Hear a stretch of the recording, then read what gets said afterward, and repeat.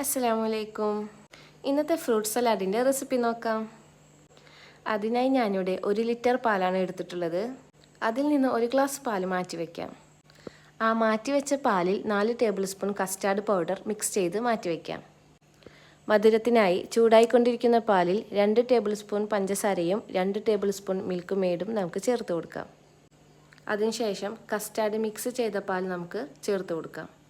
ചെറിയ ഫ്ലെയിമിൽ വെച്ചാണ് കസ്റ്റാർഡ് മിക്സ് നമുക്ക് ഒഴിച്ചു കൊടുക്കാം. കൈയെടുക്കാതെ ഇളക്കി കൊടുക്കണം. നമുക്ക് ആവശ്യത്തിനനുസരിച്ച് കുറുക്കിയെടുക്കാം. ഞാനിവിടെ വാനില ഐസ്ക്രീം കൂടി ചേർത്ത് കൊടുക്കുന്നുണ്ട്. അത്യാവശ്യം നന്നായി കുറുക്കുന്നുണ്ട്. കുറുക്കിയ കസ്റ്റാർഡ് നമുക്ക് ഫ്രിഡ്ജിൽ വെച്ച് തണുപ്പിക്കാം.